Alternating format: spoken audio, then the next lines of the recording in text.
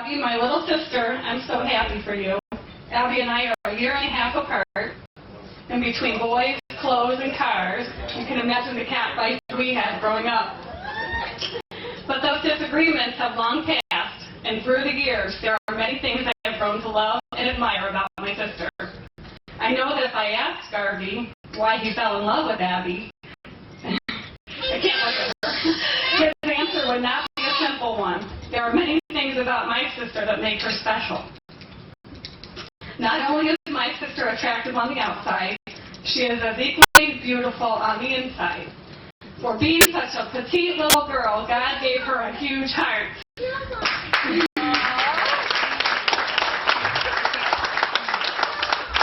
Anyone who has crossed paths with Abby has experienced her loving and giving ways. She is intelligent and witty. She is creative and extremely passionate about that in which she believes. She is emotional and sensitive, and she can create drama with the best of them. She is fun, and from her protrudes a spirit that is contagious. You cannot help but to laugh and smile when in her company.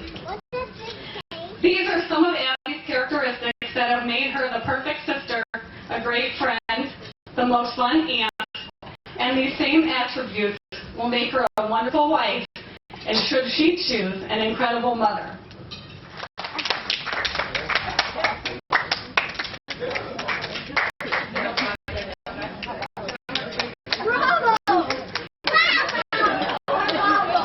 I would like to thank those of you who have traveled the distance to be with us, and let's not forget our families and close friends that have truly made this day what it should be about. Laughter, tears, togetherness, fun, and the numerous heartfelt memories we will forever hold dear in our hearts. Now, I'm going to ask my family to stand up because people have asked me who's who around here, so I'm pretty proud of them.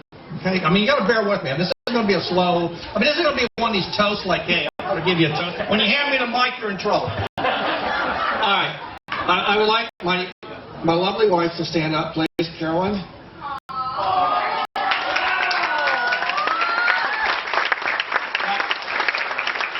We were married in 1969 when I came back from Vietnam. So you do the math. You tell me how many years that is. I think it's about 36.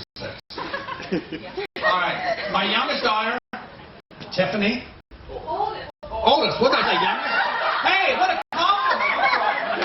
Hey, you can see where this is going. I'm sorry. All right, this is my oldest daughter, Tiffany, lives in Cleveland, Ohio. Her husband, Tony. Tiffany has three children, which I think you saw in the wedding party. And she's obviously ready for a fourth. I'm sorry. Okay. I'm already off to a bad start. So the next is Abby. Now you don't have to stand up because everyone knows who you are by now. All right, L-Dog, you're around here somewhere. Here. Okay, Larry. Okay. This is my first son, my third child. The next two are twins. I can see where they're at. Okay, Megan and Brandon.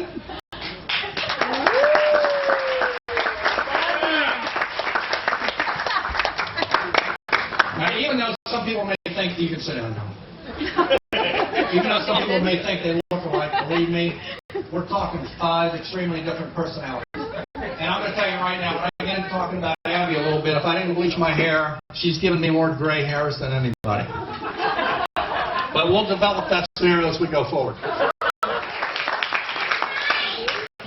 What I'm going to tell you is I think these people are very special. They're very interesting type people. They're very unique. They're very intelligent. And with that, when they started dating 7 or 8 years ago, if you can believe in the laws of nature, saying opposites attract, you've got to subscribe to the theory that this is the epitome, in my mind, now I'm talking 7 or 8 years ago, of a difference of two individuals. Now I may forget some of the stuff I wrote down, but if on one hand, if you can bear with me and think of these individuals, if one person of these two, God, I'm tipping over here. I mean, the dance floor is not level.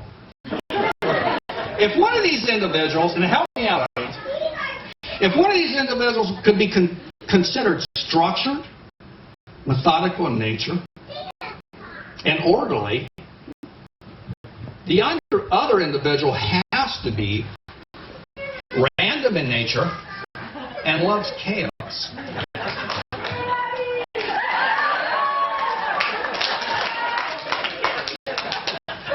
If one of these individuals sees the world in black and white, and may even see the world at 5 or 6 o'clock in the morning, the other individual sees the world entirely in multicolors, and after a good weekend is lucky to see it at 2 or 3 p.m. the next day.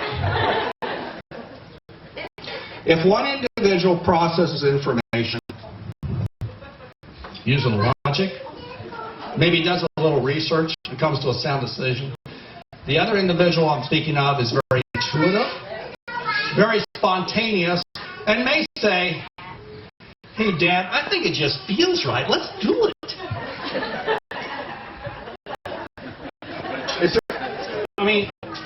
Does everyone feel they have an idea of where we're going here? Who's who? Who's who? Let me ask you that. All right, now bear with me. I will refer to my notes here. Okay. Okay. If one of these individuals says, "Let's go by the book," or "Let's follow the rules," who are we talking about? If another individual says, "What do you mean, what rules?" Who are we talking about?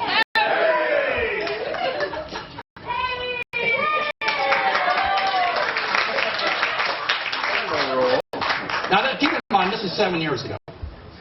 As I started dating, as a father, I'm observing this. Okay, now one of the individuals may be considered conservative or introverted. The other may be outgoing, flamboyant, and I know her brothers and sisters will enjoy this one, overly dramatic. Who are we talking about? Okay. That's the beauty. Isn't that what life's all about? You join together, you maintain your individuality, but you kind of come together in a commonality and you share certain things. I want to shift a little bit to my daughter Abigail. I want you to understand this, young lady. I mean, as a parent, my wife and I love all 5 of our children equally. And some of you may think, as they stand up, they kind of look a lot alike.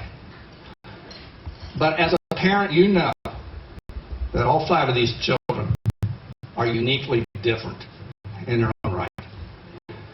And Abby,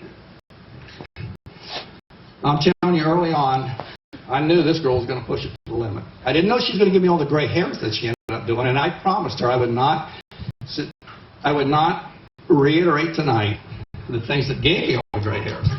But I would like to share with you a little bit about this young lady. Because like all my kids, in my mind, she's special. In her hometown, she was the first female to play tackle football, an all-male sport.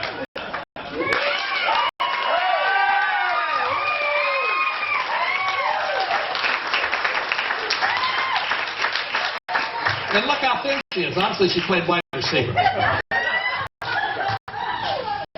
We never could understand this because Tiff, her older sister, studied her hind end off. But Abby would always get all A's. We never saw her study. We never saw her open a book.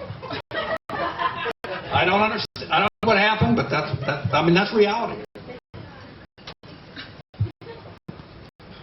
Hold on, I'm losing. I'm not a stand-up comic, but okay. When we moved, I was transferred to Michigan. She stayed in Ohio, lived with another family.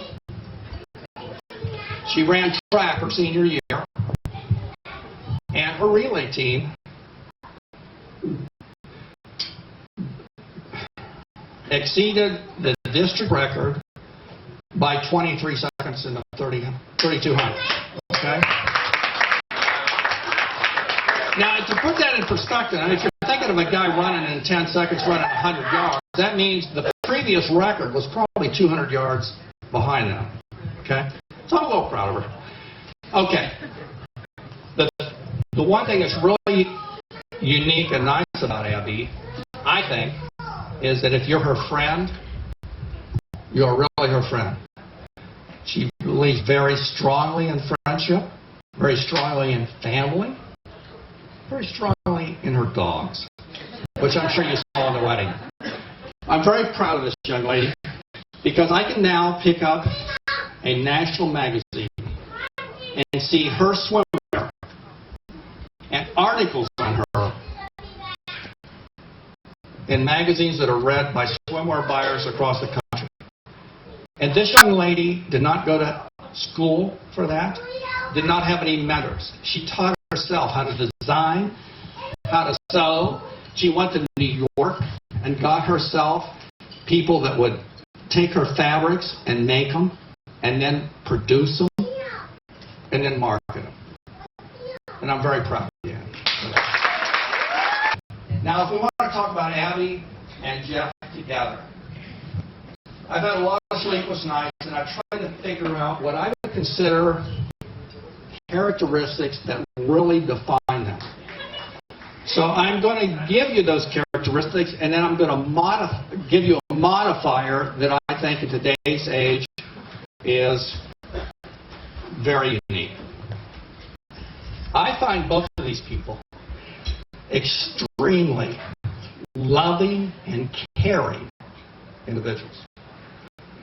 That's point one. Point two, I find them very, very giving individuals. And in our Me Too society, this really warms my heart. It really does. Point three, and I find this very unique, and you may have noticed that when you watch one of the dogs walk down the aisle, I think they are very, very accepting individuals. And I don't think you find that every day today. The modifier that I think is so important is they do this unconditionally. They do this unconditionally. These are two very, very special individuals, and I am so happy to have Jeff part of our life. But I really, really am very happy for this young couple. Now, I know I've been extremely long-winded. I'm getting to the toast. I tell you what, if you're going to dance tonight, dance over there. Don't dance here. You're going to go downhill. Ladies and gentlemen, some of you may have traveled around more than I have, but I have been to many parts of the United States and even into some third world countries. And I observe people. I try to analyze them. And what I see is, I don't care what your walk of life is or where you're at, the human spirit in my mind thrives on hope and dreams for the future. And with that, I would like to propose a toast that Abby and Jeff, I hope your dreams and your hopes for the future come true. Oh, wait a minute. You're all supposed to raise a glass? I mean, come on now.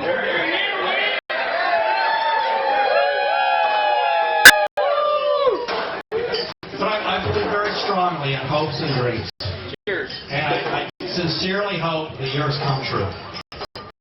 And with that, gentlemen, I'm done.